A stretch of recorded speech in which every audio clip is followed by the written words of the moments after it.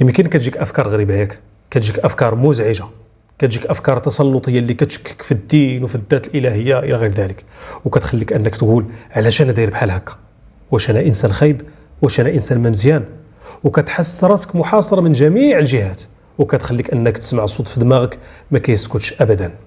ايوا اسمعني مزيان، هاد الافكار ماشي انت وماشي انتي، ماشي شخصيتك وماشي حقيقتك، هذا مجرد وساوس. شنو هو وساوس؟ النبي صلى الله عليه وسلم سبق وقال للصحابه اللي جاو كيتشكوا بحالك، قالوا ليه يا رسول الله ان احدنا لا يجد في نفسه ما يتعاظم ان يتكلم به. اش قال لهم سيد النبي صلى الله عليه وسلم؟ وصل على رسول الله، قال لهم ذاك صريح الايمان. يعني مجرد ما كتكره هذه الافكار وكتحاول انك تدفع راسك منها وتسول على الحلول اللي كتخليك انك ما تفكرش بحال هكا، راه دليل على ان الايمان كاين في قلبك، ودليل على ان القلب ديالك حي. خليني نشرح لك هذه الوساوس مزيان. دايرين بحال شي واحد ثقيل على قلبك، كتقلب انك تفك منه وانك تطردو، ولكن المشكله كتطردو بالجدال وبالشرح راه غادي يزيد يلصق فيك مزيان. شنو هو الحل؟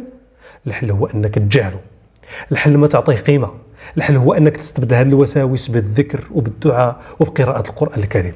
الله عز وجل قال واما ينزغنك من الشيطان نزغ فاستعذ بالله. فاستعذ بالله، كل ما طلعت فكره خايبه في بالك قل اعوذ بالله من الشيطان الرجيم، قل الله الله ربي لا اشرك به شيئا، وكمل حياتك.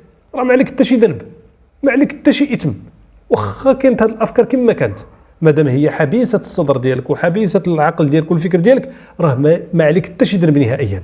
وخلي في بالك بان هذه الافكار التسلطيه راه بحالها بحال اي مرض وبحال اي ابتلاء، عنده واحد المده غادي يدوزها ويمشي.